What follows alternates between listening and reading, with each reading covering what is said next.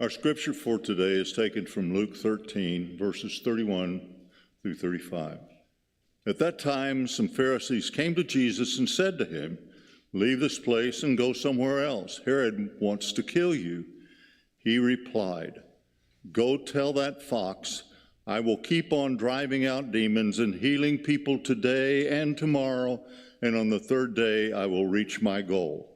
In any case, I must press on today and tomorrow and the next day, for surely no prophet can die outside Jerusalem. Jerusalem, Jerusalem, you who kill the prophets and stone those sent to you. How often I have longed to gather your children together, as a hen gathers her chicks under her wings, and you were not willing. Look, your house is left to you desolate.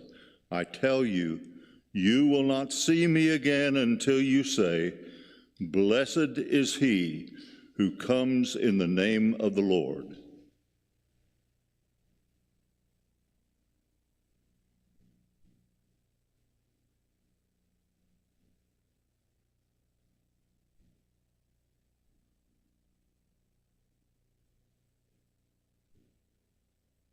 At this point in Luke, Jesus is traveling to Jerusalem.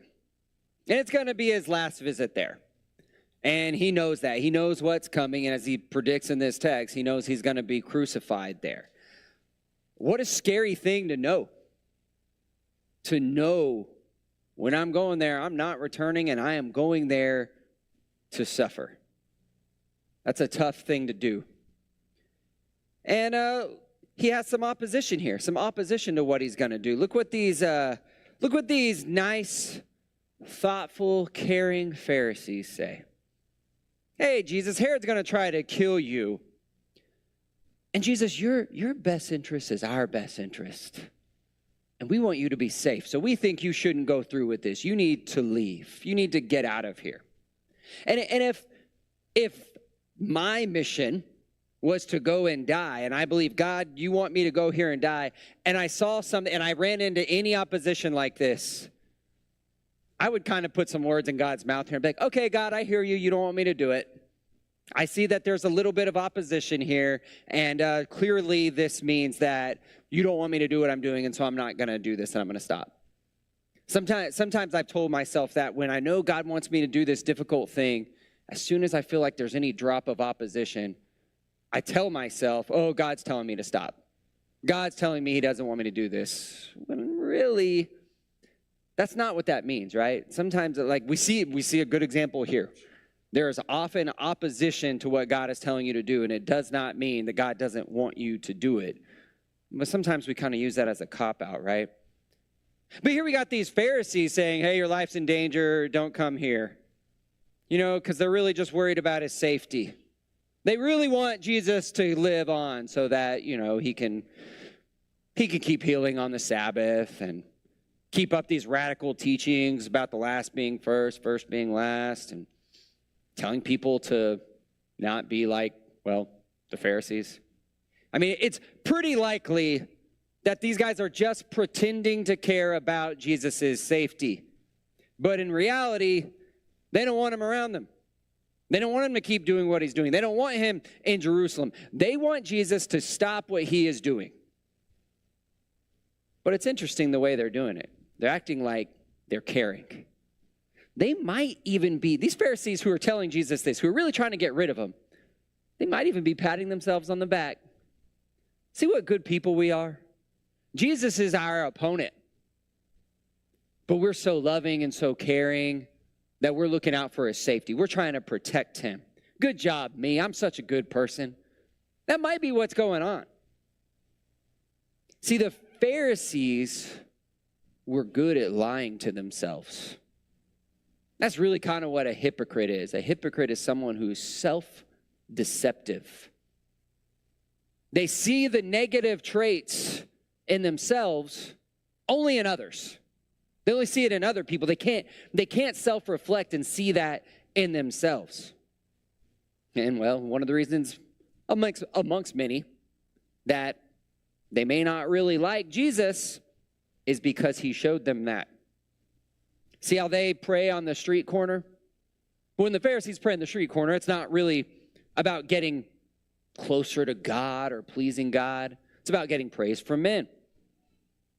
Hey, see, don't be like the Pharisees when they fast. They like make themselves look all disheveled and stuff, because it's not really about self-reflection and repentance.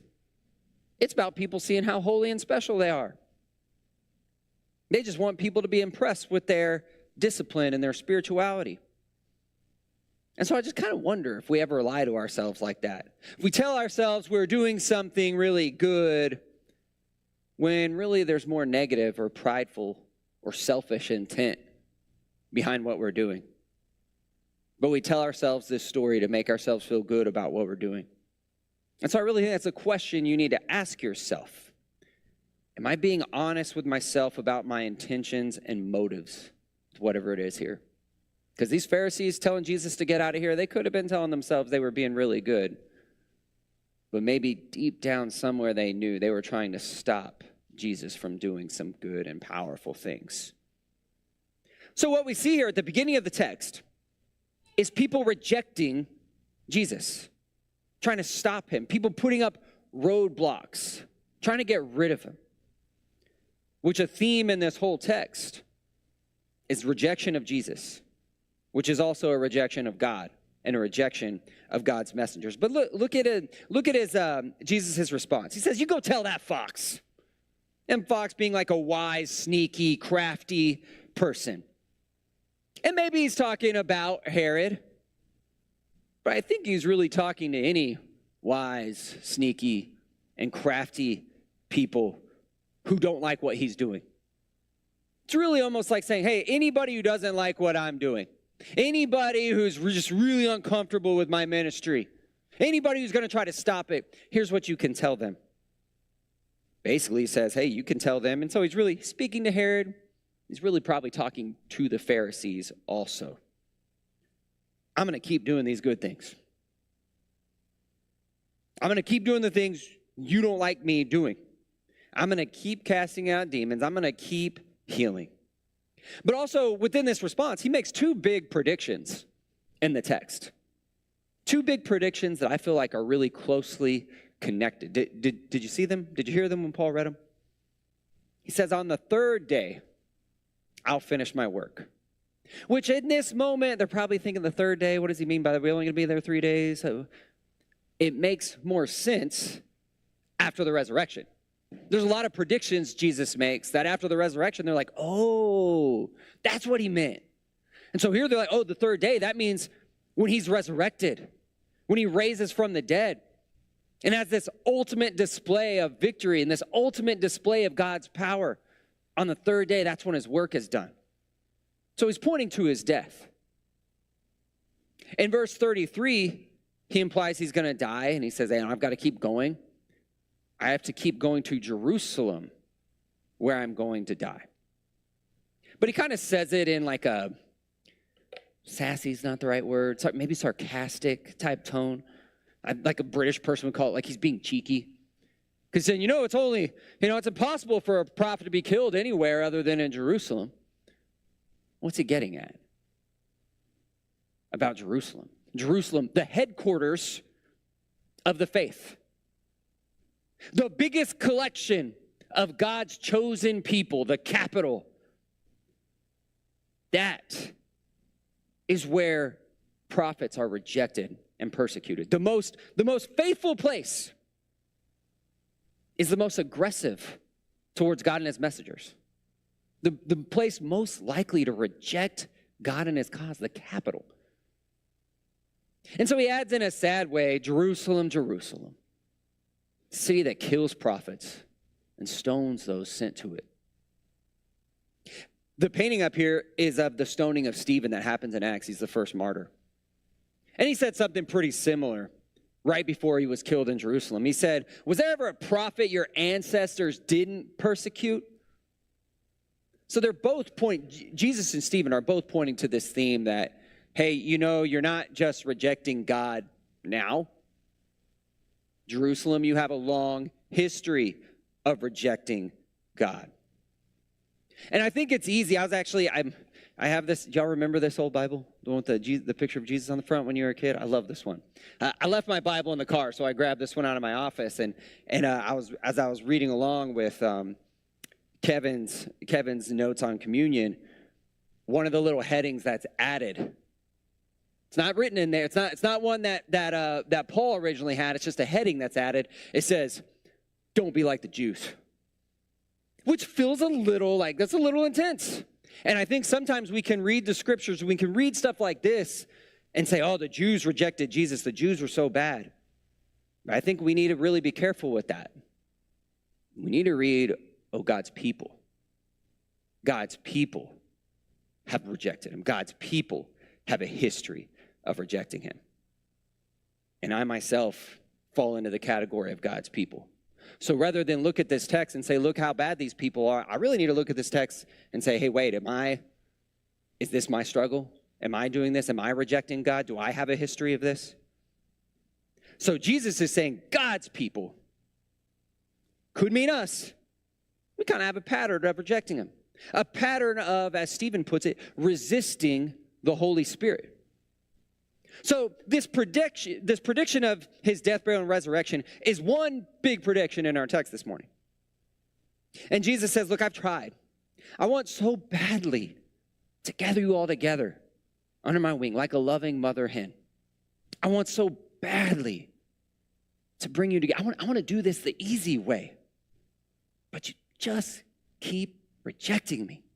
You are just unwilling. As if God's people are like this rebellious kid fighting and arguing and kicking and screaming against the kind, loving God who wants what's best for them. They are biting the hand that feeds. It's like Jesus is trying to help them, but they just won't let him.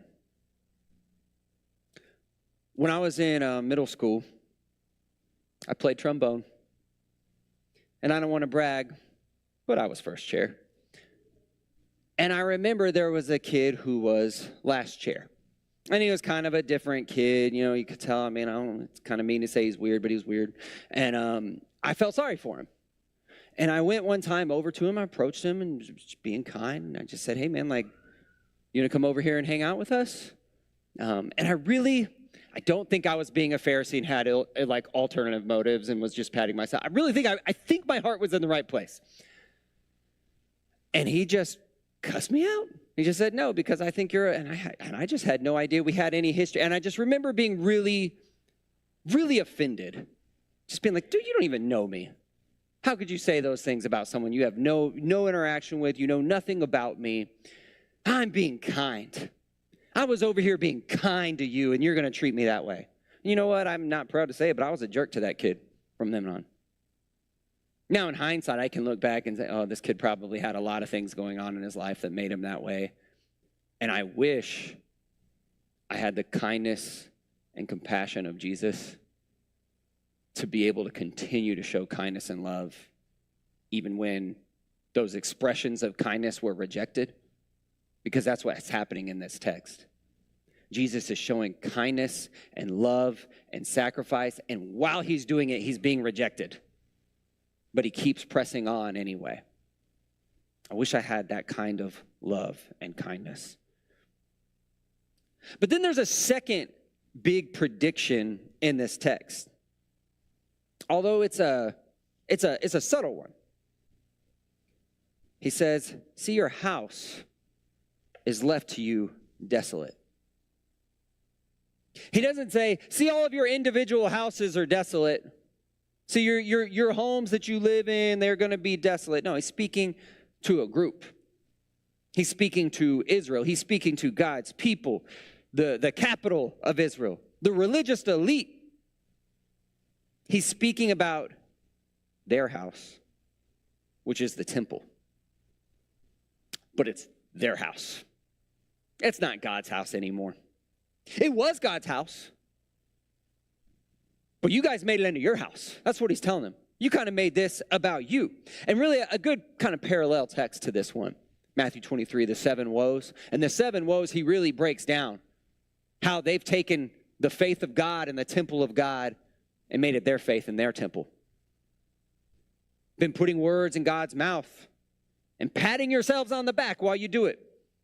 He tells them, you made it all about your little rules and your proper worship, and you made yourselves look good and feel good about your salvation and about your standing with God, like you have some kind of monopoly on God.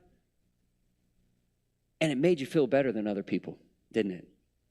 And those people that it made you feel better than, you slammed the doors of the kingdom of heaven in their faces. You kept people out of my house and made it your house. You neglected the laws that I was so concerned about, the weightier matters of the law, justice, mercy, and faith. But yeah, good job. You went to temple every day like you were supposed to, and you tithed. You followed the easy, tangible rules that didn't get into the muckiness of radical love. You made the faith your faith, not faith that had anything to do with God. You used the temple, your temple, to make you look good and holy and religious, but inside it was all about greed and self-indulgence, devouring the homes of widows. You exploit the powerful faith of a widow giving her last little mite. Took the last drop of what she had. God's house doesn't do that, yours does. Your house exploits the few who are actually faithful. God's house doesn't do that. You seem real impressed with the beauty of the temple, with the gold of the temple. But he reminds them. Yeah, they so much with the beauty of the temple that they would swear by the gold of the temple, and that was binding. But what really made the temple special? Was it the physical gold? Or was it the God who was dwelling in the temple? But basically what Jesus is saying is, well, you can have the gold now because that's all that makes it special. Because God's leaving the temple and it's yours now. That's what he means first and foremost, I think. When he says your house is desolate, yes, it is a prediction. It is a prediction of the destruction of the temple.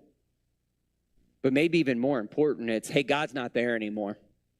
God's leaving because you've made it all about you. You have hijacked the temple and you made it about you, and God is leaving. It is desolate.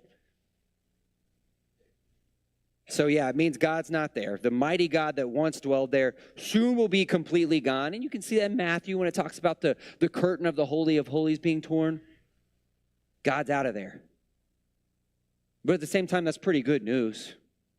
God's not confined to this one location and this one people, but God is now out there and accessible to all people. But with God not there to protect it, and coupled with the bad and selfish, rebellious, and violent behavior of God's people, the physical temple will also be destroyed, which ultimately happens when they rebel against Rome, and Rome destroys the temple. And up here is a picture of what's left 2,000 years later. Rome destroyed it a few years later in 70 AD. But I really see a lot of theological connection between Christ's death and the destruction of the temple. Both are caused by God's people rebelling. Both are caused by God's people thinking they know better. By God's people wanting to accomplish his purpose in a way that God would not affirm. But both make God more accessible to a new people. Both kind of hit the reset button on what it means to follow God. So anyway, looking at this text, I want you to see the two major predictions I see. It's his death, burial, and resurrection. He's predicting that here. But also God leaving the temple and the temple's ultimate destruction. All wrapped in this big theme in this text is the rebellion of God's people against him. They keep rejecting him, keep denying the Spirit, refuse to play nice. They put words in God's mouth and please him. They work to please God, but only in the ways they really want to, only in the ways they're really comfortable with, only in the ways that are really convenient. It's like they are kicking and screaming kids. I feel like brat is a bad word, but like rebellious, like it's like they're rebellious brats. And maybe you've seen this happen. Luckily, I have not seen this with my kids, but I've seen kids almost abuse their parents. Tell them they hate them. Tell them, I wish you were someone else. Tell them, you don't love me, you don't care about me. I've seen kids do kind of the unthinkable. Using parents' most sacred parts of who they are against them to try and purposefully hurt them. But the parent just keeps on loving them. And that's what Jesus is doing here on a grander scale. These people that he loves so deeply are hurting him and rejecting him. But he keeps pursuing. He keeps serving them. He keeps pushing on to go and die for these people. For us, we are those people. Takes their abuse, takes the rejection, takes their fighting, and says, I still love you. I'm going to the cross for you. No matter what you do to me, I'm going to fight through it. And I'm still going to love you, and I'm still going to die for you. That is huge. And so we are sure a lot like Israel or the Jews. We are God's people. And we have a history of this. And really, another really good example was the text in 1 Corinthians that Kevin used. Because it's not just a Jewish problem. That church in Corinth was Gentile. And some of the words Kevin read said, it's not even the Lord's Supper. It's more like your supper. You have taken the Lord's Supper, what God gave you, and you've made it so much that it's not even Lord's Supper anymore. So God's people, we have a history, regardless of your race, we have a history of taking something that God has given us and kind of twisting it and making it in our own. We sure look a lot like Israel. So in what ways are you rejecting God and blocking him out? Telling him with your actions, hey, God, I know better. In what ways have you made his church your church? His faith, your faith? How have you created God in your image? Does God always agree with you? Does he always affirm you? Does he always hate the people you hate? In what ways have you just made God into a tool that you actually use just to elevate yourself? Where are you fighting his calling? What is he telling you to do that you just don't really want to do? Because we want to grow, we want to do better, right? We want to self-evaluate so we can see how we can better serve God and better please God. But even amongst all that, even all the fighting and rejection we do, even all the wrestling we do with God, he's going to take those blows and he's going to keep loving you. He's going to keep forgiving you. And he died for you. I mean, that was it. He's given everything for you. We have an amazing God who loves us in spite of ourselves, who will do anything for us, and he showed us that on the cross. Don't you want to just submit to his will and rest in his love? Don't you want to feel all that grace and forgiveness for the things even in yourself that you wish weren't there? The things that you hide from yourself and hide from others. To know there's a God who sees all that and knows all that and still loves you so deeply. Don't you want to feel that? If you want to receive his love, if you want to be part of his kingdom that has wide open doors, we invite you to come now as together we stand and sing.